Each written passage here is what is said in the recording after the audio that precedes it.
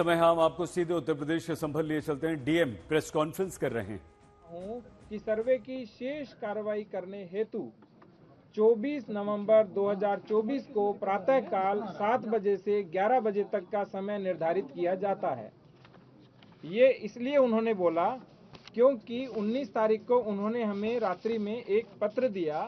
वो पत्र ये है जिसमें स्पष्ट लिखा हुआ है कि वहां एक साथ 200 लोग मस्जिद के भीतर उपस्थित हो गए। सायंकाल का समय था एवं इतने ही व्यक्ति की उपस्थिति में सर्वे का कार्य सुचारू रूप से संपन्न नहीं हो सका। वहां उपस्थित जनप्रतिनिधि एवं अन्य व्यक्तियों द्वारा बार बार सर्वे की प्रक्रिया में अवरोध उत्पन्न किया जा रहा था एवं धमकी दी जा रही थी। अतः भविष्य में पुनः सर्वे की कार्रवाई संपन्न की जाएगी, जिसकी सूचना पृथक से सभी पक्षकारों को उपलब्ध कराई जाएगी, जिससे माननीय न्यायालय का आदेश का अनुपालन हो सके। ये मेरी प्रति थी और एक कप्तान साहब को इन्होंने प्रति दी थी।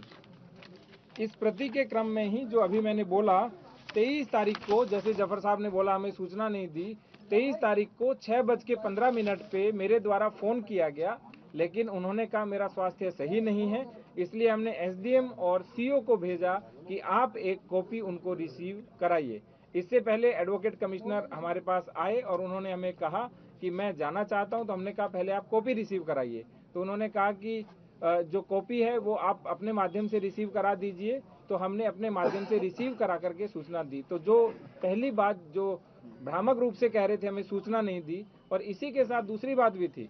उन्होंने कहा कि दूसरी बार जो ऑर्डर था वो डीएम के आदेश से हुआ, जबकि स्पष्ट रूप से एडवोकेट कमिश्नर साहब का ये तीसरा आदेश था, जिसमें उन्होंने कहा पहला आदेश 19 को किया, फिर 19 को रात को किया कि भविष्य में दोबारा करेंगे, और तीसरा 23 तारीख को किया, जिसमें स्पष्ट लिखा हुआ है कि 24 को सुबह 7 से 11 के बीच सर्वे किया जाएगा।